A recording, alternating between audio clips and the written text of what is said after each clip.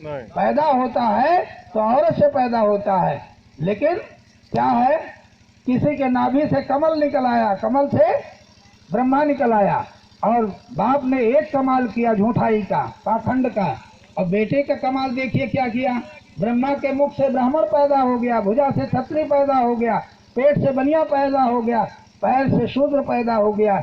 ये बेटे की तो और कमालबाजी है। अब आप एक चीज देखो, बिना संजोग के बच्चा नहीं हो सकता है, बिना संजोग के बच्चा नहीं पैदा होता है। या तो मान लिया जाए कि विष्णु के साथ संजोग किसी और ने किया हो और बच्चा पैदा हो गया हो, पुरुष से कहीं बच्चा पैदा होता पूरी दुनिया में। लेकिन अब बताओ इस देश के अंदर, और ऐसे पाखंडी बड़ी मजबूती से कहते हैं कि बस ब्रह्मा विष्णु महेश यही सब कुछ है, बाकी कुछ नहीं। इस पर हम एक घटना का हवाला देना चाहते हैं, आप लोग अगर सुनना चाहें तो सुनावे, नहीं तो न सुनावे, ऐसी कोई बात नहीं। तीन ठग थे, तो तीनों का काम था ठगी करना, समाज को ठगना, कहीं उनको ठगा। और उनका धंधा ये था, कभी अकेले ठग लेते थे, कभी तीनों मिलकर प्लान बना के ठग लेते थे। एक दिन की घटना हुई कि दिन भर हाथ पांव मारे, शाम हो गया, कोई मिला नहीं किसी को, वो ठग नहीं पाए।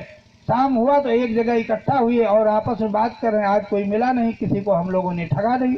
तब तक एक ने कहा बस काम बन गया। कहीं क्या बन गया? दूसरे ने कहा क्या बन गया? कहा देखो मौलाना जा रहा है बकरा लेके, उसी को ले लेना है।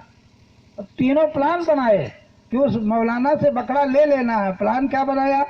तीनों ने आपस में प्लान बनाया कि भाई कौन, पहला आदमी क्या कहेगा, दूसरा आदमी क्या कहेगा, तीसरा आदमी क्या कहेगा। तीनों प्लान बना लिए, और जब देखे कि इस रास्ते से मौलाना जा रहा है, इसी सीधे रास्ते जाएगा, तो एक गया आगे खड़ा हो गया। वो कहता है मौलाना जी अस्सलाम वालेकुम। बोले वालेकुम सलाम। कहीं और बताइए खैरियत? कहीं सब खैरियत है। कहीं की खुदा की इबादत के लोग अपने अपने तरीके से तैयारी कर रहे हैं। बोले हाँ हम भी तैयारी कर रहे हैं। कहीं क्या आप तैयारी कर रहे हैं? कहीं बकरा लेके जा रहे हैं, बकरा ईद में खुदा को खुश करने के लिए ले जा रहे हैं, बकरा ईद के लिए। बोले ओ क्या आपके समझ में नहीं आया? कहने क्या समझना है? कहने बकरा नहीं ये कुत्ता है।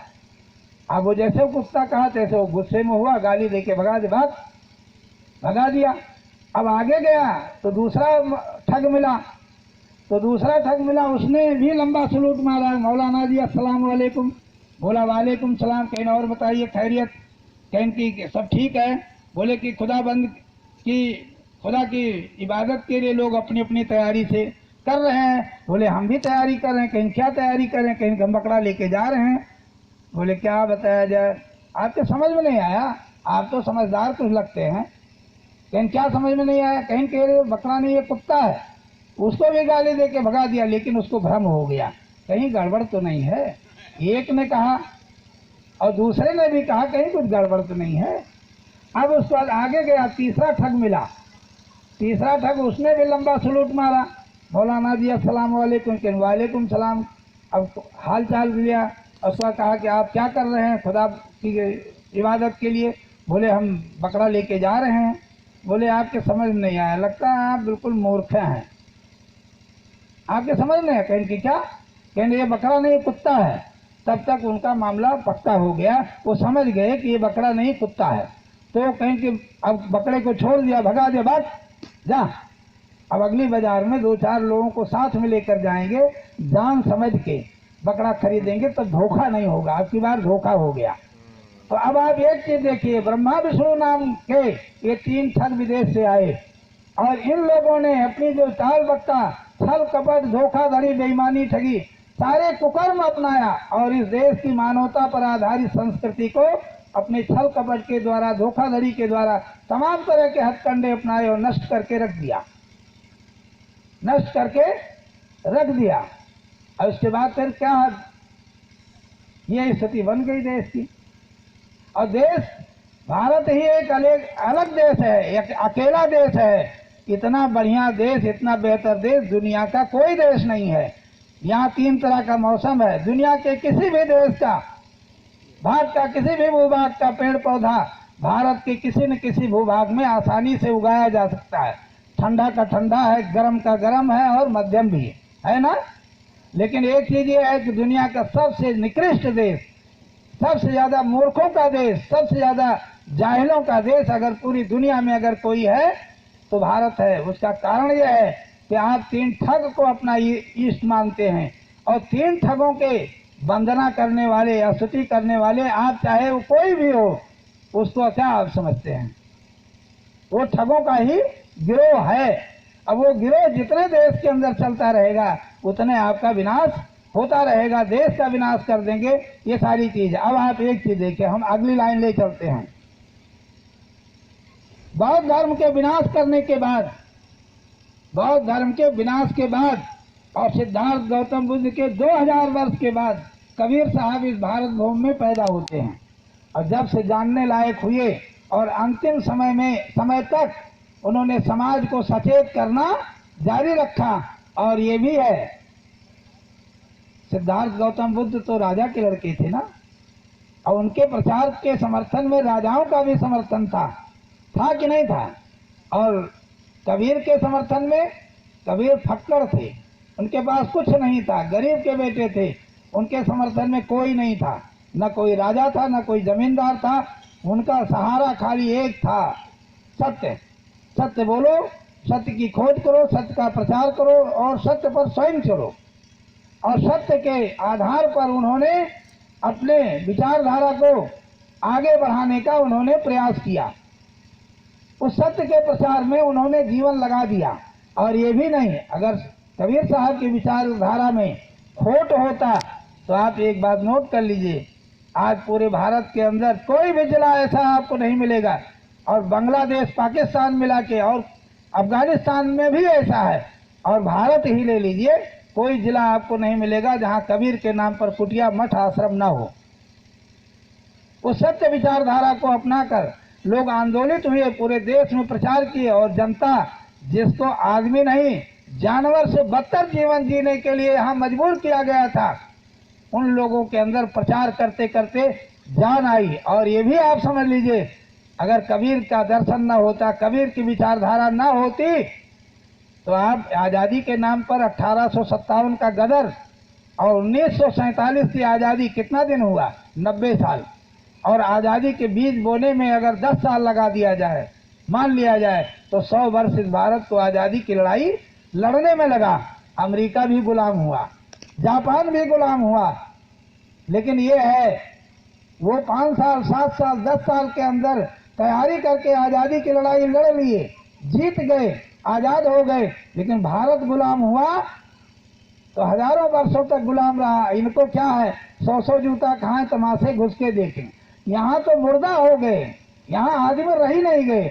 और कबीर का दर्शन अगर देश के अंदर न चला होता, विचारधारा न होती, तो जिंदा होते नहीं। जिंदा ही लड़ाई लड़ता, मुर्दे लड़ाई नहीं लड़ते हैं।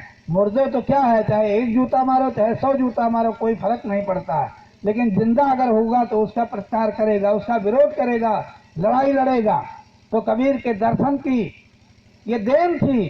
भारत में आजादी के नाम पर जो आंदोलन हुआ वो कबीर साहब की विचारधारा की देन है। और जो भी क्रांतिकारी हुए देश के अंदर, चाहे जिसका नाम ले लो, चाहे जिसका नाम लेंगे, चाहे सुभाष चंद्र बोस का, चाहे डॉक्टर अंबेडकर का, चाहे भगत सिंह का, या जो भी लोग हैं, चाहे सरदार पटेल, जो भी हैं, उनके अगर पूर्वजों का आप निकालोगे, थियरी निकालोगे, तो पीढ़ी 1-2 पीढ़ी वो पता लगेगा कि वो सब कबीर पंथी थे। उनके माँ बाप, उनके बाबा दादा। तो खून, जिंदा खून से ही जिंदा खून पैदा होता है, मुर्दे से जिंदा खून नहीं पैदा होता है।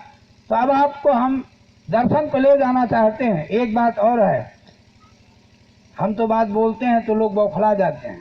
हम कहते बौखलाइए नहीं, अपने को जानिए। आप अपनी पहचान कर लीजिए कि आप मनुष्य हैं कि नहीं हैं। अगर मनुष्य हैं तो आप विवेकशील मानव हैं, विवेकशील मानव हैं। और विवेकशील, अगर विवेक बुद्धि का प्रयोग नहीं करते हैं तो आप मनुष्य हैं ही नहीं। अब उस पर हमको उदाहरण देकर आपके सामने हमको पेश करना है। जैसे आदमी का बच्चा पैदा हो, पानी में फेंक दो तो क्या होगा, बोलिए? डूब के मर जाएगा। जानवर का बच्चा पैदा हो, पानी में फेंक दो तो क्या होता है, वो तैरना शुरू कर देता है। बच्चा तो बच्चा है ना। अब दूसरी तरफ देखिए, मनुष्य का बच्चा पैदा होता है तो उसको खड़ा होने में 10 महीने, 11 महीने, 12 महीने, 16 महीने लग जाता है। कमजोरी सहजोरी के हिसाब से। और दूसरी तरफ देखिए जानवर का बच्चा, गाय भैंस को देखिए बच्चा देते हैं और गर्भ से बाहर निकलने के 2-4-5 मिनट में बच्चा खड़ा हो जाता है। बोलिए सही है कि नहीं सही है? सही। और आदमी के बच्चे को, और एक चीज देखिए, आदमी का बच्चा एक एक दिन पाला पोसा जाता है, धीरे धीरे एक एक दिन बीतते बीतते 3 महीने का जब हो जाता है बच्चा, तब वो सबसे पहले अपनी माँ को पहचानता है। इसलिए पहचानता है कि माँ के संपर्क में वो ज्यादा रहता है, अन्य लोगों को नहीं पहचानता है क्योंकि उनके संपर्क में कभी कभार होता है। वही बच्चा जब 5 महीने का होता है तो बुद्धि की मशीन इतनी विकसित हो जाती है कि अपने पिता और अन्य लोगों को पहचानने लगता है। अब आप एक चीज देखिए, बहुत मार्केट की बात, बच्चे के सामने बच्चे को खिलाइए पिलाइए पालन पोषण कीजिए, लेकिन उसके सामने कुछ न बोलिए, कुछ न बोलिए, कुछ उसको बताइए नहीं, कुछ सिखाइए नहीं। और पूरी दुनिया के जितने भगवान हैं सबकी मानता रख लीजिए, सारे भगवान को एक साथ में मानता रख लीजिए। हे भगवान हमारा बच्चा काबिल हो जाए, लायक हो जाए, बोलने लायक हो जाए, उसके सामने नहीं, उसके सामने बोलिए नहीं, वो किसी कर्म का होगा? बोलो। ये जितने भी भगवान और देवी देवताओं का जखीरा खड़ा किया गया है, ये सब जनता को मूर्ख बनाने के लिए, ठगने के लिए, धोखा देने के लिए और बुज़दिल, कायर और निकम्मा बनाने के लिए किया गया है। हम कहते, अब इतनी बात कहते हैं तो लोग नाराज हो जाते हैं, आपने इतना कड़ा कहीं कह दिया। अरे कड़ा तो एक चीज देखिए, हमारे सर्वे में क्या आता है कि 5 तरह के लोग हैं। एक तो इशारे समझ जाता है, वो ज्यादा समझदार लोग इशारे समझ जाते हैं, और कुछ लोग समझाने पे समझ जाते हैं, कुछ लोग डांटने फटकारने समझते हैं, और कुछ लोग ऐसे हैं लात खाने की बात समझते हैं। जब तक वो लात नहीं पड़ता है, लात जूता नहीं पड़ता है, मार नहीं खाते हैं, तब तक नहीं समझते हैं। और कुछ लोग ऐसे भी हैं कि चाहे जितना लात जूता खाएंगे लेकिन वो कहते हैं हम समझेंगे नहीं। तो ऐसे लोग हैं ये देश और दुनिया में। तो क्या करोगे भाई, आपका काम, हम तो संत हैं, हमारा काम है सत्य को बताना, सत्य का प्रचार करना। देखिए कबीर साहब ने कहा कि जहिया कीर्तन ना हता धरती हती न नीर, उत्पत्त पर ले ना हती तब की कहें कबीर। जो बात बुद्ध ने 2500 वर्ष पहले कहा, ये सृष्टि अपने आप चल रही, कोई चलाने वाला नहीं है, अपना चिराग स्वयं बनो, उस बात को कबीर साहब ने 2000 वर्ष के बाद अपनी भाषा में, अपनी काल परिस्थितियों में उन्होंने बात को रखा। जहिया कीर्तन ना हता धरती हती न नीर, उत्पत्त पर ले ना हती तब की कहे कबीर। कबीर साहब मानव समाज से पूछते हैं, ये समाज तमाम तरह के पाखंड और भ्रमजाल रूपी गंदगी में फंस गया था, तो एकाएक सीधे पूछने पे, कहने पे कि तुम गलत हो तो लोग मानते नहीं, तो पूछते हैं ये बताइए, जब ये पृथ्वी नहीं थी और जल नहीं था, जो देख रहे हैं पानी नहीं था, और इसके अंदर जो 2 क्रिया हो रही, बनना और बिगड़ना, ये नहीं था, तब आप ये बताओ आपका माना हुआ वेद, जो आप मान रहे हैं वेद, पुराण, स्मृति, रामायण, गीता, महाभारत, पुराण, बाइबल, त्रिपिटक, ये कहाँ थे? तो कबीर साहब कहते हैं कि ये सब मनुष्य की देन है, ये मनुष्य के दिमाग की उपज है, मनुष्य ने ही सब लिखा है। कोई भगवान, कोई किताब अल्लाह ने नहीं भेजा, कोई गॉड ने नहीं भेजा, कोई बुद्ध ने कोई किताब लिखकर नहीं भेजा। बुद्ध के जाने के बाद लोगों ने विचारधारा को संकलित करके बुद्ध धर्म बनाया। तब वो कहते हैं अंतर इतने हो सकता है ये किताबों के लिखने में, अगर ईमानदार व्यक्ति ने लिखा है मानव समाज की कल्याण के उद्देश्य से कि मानव समाज इस रास्ते पे चलेगा, लंबे समय तक सुखी रहेगा, समृद्धशाली रहेगा, आपस की भेदभाव वैमनस्यता नहीं रहेगा, भाईचारा रहेगा, अगर इस साफ नियत से किताब लिखी गई है तो उस किताब के माध्यम से चलने वाला आदमी सुखी रहेगा।